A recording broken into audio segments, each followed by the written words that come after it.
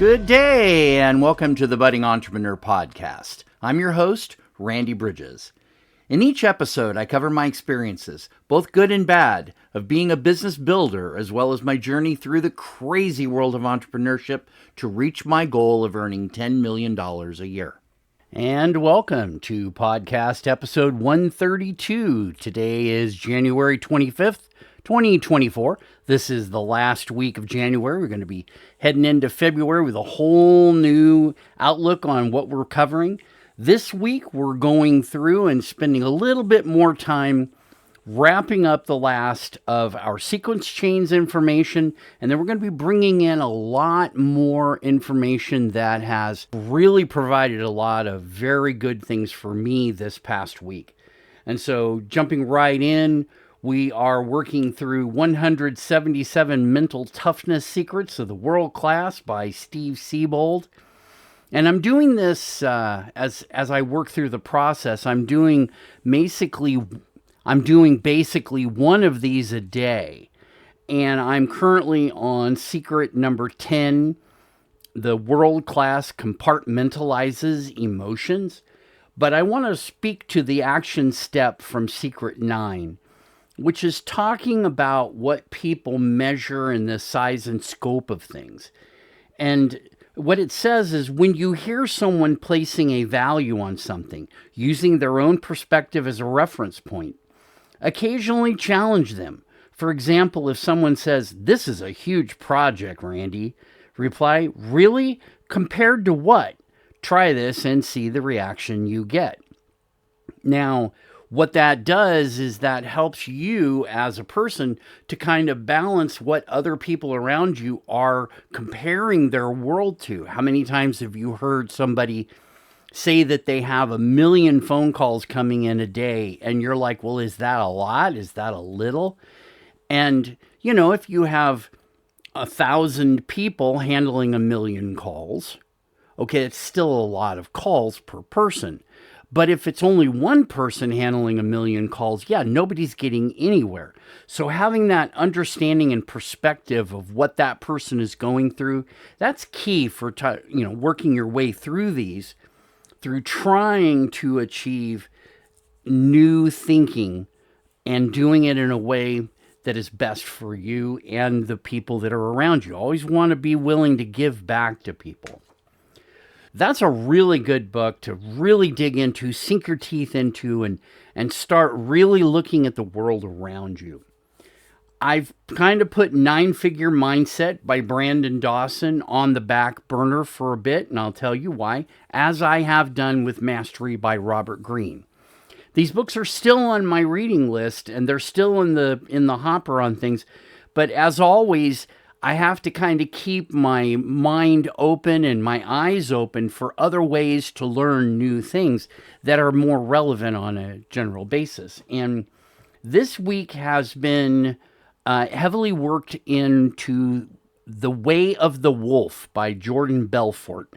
And you might know him from the movie The Wolf of Wall Street.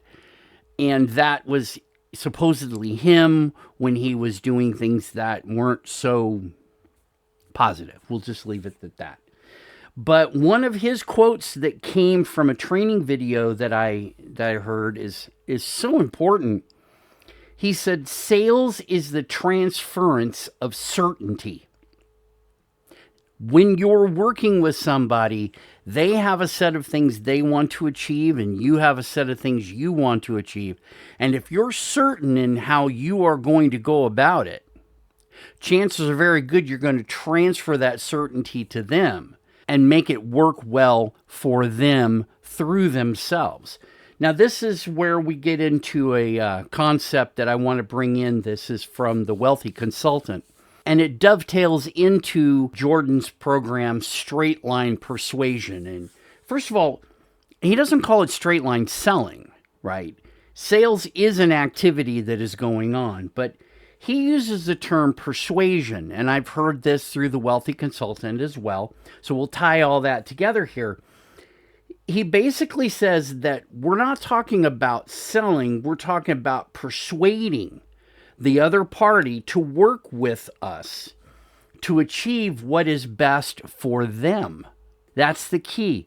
And you'll hear that in a few minutes, but essentially your certainty allows you to be the person who can help that person take control of their lives in achieving what is best for them. And that gets us to the 3 rules of sales. Number 1, your first and only job is to help the prospect make a decision that is best for them. That's rule number 1.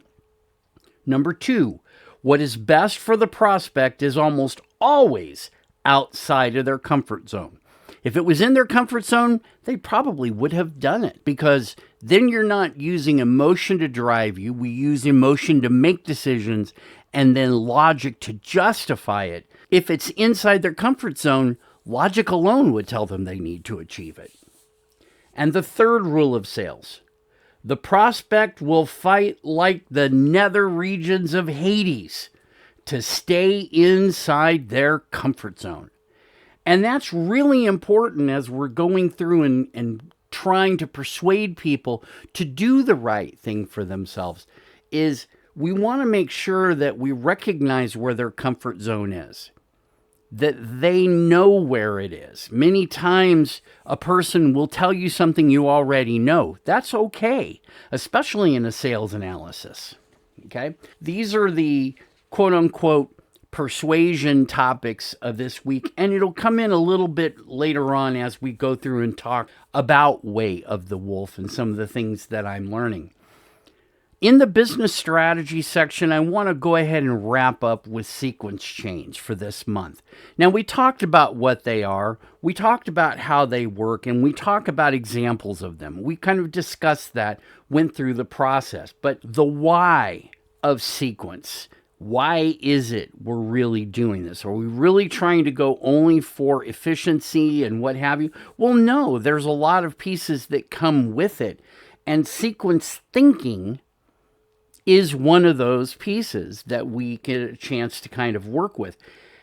When you're working in a sequence chain, you have to logically think your process through it, and sometimes emotionally think through it as well. We're doing analysis. We don't want to get analysis paralysis, but we want to make sure that our analysis moves us forward. And then sequence thinking also deals with decision making. It's the end product of analysis. Analysis is the beginning, decision making is the end. Then you have to take action after that. If you've done your analysis correctly and you've done your planning, the action period is clearly spelled out.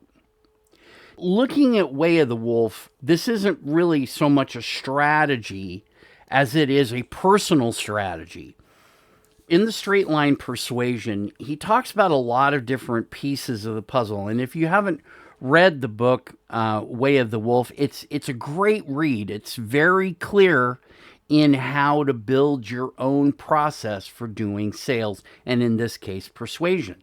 But one of the key things for me that I hear from Jordan Belfort, and it also comes into The Wealthy Consultant, is state management. You have to manage your own state internally. You have to be prepared to get out there and, in a roundabout way, do battle with the world that is fighting so hard to keep you from achieving what you want to get. Because normally the things you're trying to achieve are things that the average person doesn't want. They don't necessarily go for it. How many times have you looked at athletes and thought, wow, that person is, they are doing exactly the same thing. All the people are doing the same kind of thing. They're building state is what they're doing. They're establishing a state. If you ever watch basketball, great example. The player comes up to the free throw line, sits there, bounces the ball a certain amount of time, looks up, shoots. If it goes in, there's no harm, no foul. That person has now achieved what they're doing. They do this over and over and over and over again. And in fact, there's an old story from John Wooden when he was coach. He would get a star player and that person would go out and shoot a free throw. And he'd go, okay, now do 400 of those in a row. If you miss, start over again. What that does is that establishes a pattern, a sequence thinking, and in this case, a state management process. We're going to learn to do all the things in a row exactly the same, right? This was what was really amazing back in the 70s and 80s, is to watch Larry Bird and Magic Johnson go to a shootout competition and just sink ball after ball after ball after ball from different places in the court. They were managing their state every single time. Even when there's no pressure of the game to be on the line, still, you could see it. The expression on their face was exactly the same. The body language was exactly the same. The pattern that they were building of state management was exactly the same, so that all they were doing is simply repeating the process. Many players say that they see the ball going into the hoop, and then that helps them to derive the exact path that the ball needs to go, how far they need to shoot, how hard they need to shoot. Do they bounce it off the backboard and in? And it's just amazing to watch somebody when they get in state of what happens to them along the way. We ourselves have to get in state. I have to be in state for this particular podcast. I just started the first minute or so, deleted it out, and then started fresh. I got state almost immediately. And so I can be crystal clear in my thinking, communicate very clearly along the way of what I'm trying to say, and follow my pattern. You know, if you look at my Facebook page for The Budding Entrepreneur, you'll see pictures of my whiteboard that I have drawn out all my notes and what is tied to what. And you can see this from week to week to week, the progression as we go through. And that is exactly what I'm doing. I'm building a progression on a whiteboard, taking that progression, locking it into my state, so that I can deliver what is on that whiteboard. And I also include episode notes as well that I will read from, and I'll include those as well. But you can really begin to see visually, which is how a lot of people learn best, is the visual side of things gets the message across fairly quickly. The words that come with it are emphasizing the points as you go along the way. And that's part of state management, is understanding what your state is where you begin. If you begin from a state of confusion, you're going to have a confused podcast. You're going to have a confused interview. You're going to have a confused article. Whatever it is you're doing is going to come across not clear. It's going to come across not honest, or worse, it's going to come across overly honest, we'll just call it that, to where people are hearing the inner dialogue that's coming out through your mouth as you're talking, where they're coming out through the words you're giving.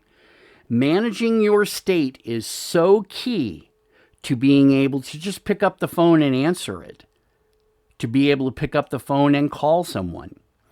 To get on a Zoom meeting, there's a standard process that you have to go to, and you have to be in state to take that call. And I really bless a lot of the people that I see that are out there who can do call after call after call on a Zoom meeting, and their energy doesn't go down. It's because their energy doesn't go down in between calls. They set a state and maintain that state through call after call after call. And it's very difficult. I mean, you know, you can manage your state for 20 or even 30 minutes. These podcasts are not too difficult for that once you get into state. But if I had to do that for 12 or even 24 hours, holy cow, it would be next to impossible. That's why a lot of times when I was doing customer service for so many years, I'd come home exhausted because I had to maintain a degree of state all the way through, especially when it was busy. You're just exhausted. You have no time to think, no time to adjust. You're like a machine going through and scanning whatever you're doing, or you're talking about things, or you're answering the same 1,500 questions over and over again, time after time after time, and you have to do it without getting frustrated. State management as far as I'm concerned, is one of the most important pieces that Jordan Belfort brought to the table in this last week. And so once again, his quote, "Sales is the transference of certainty." What he's really saying is it's certainty of purpose, certainty of clarity, certainty of outcomes. That's what you're really trying to sell when you're out working with people and persuading them that what they think is the right thing for themselves is the right thing or may not be, and what would be better along the way. So I'm going to wrap up this one today. We're in almost 17 minutes. Same books, we're going to carry them into next month.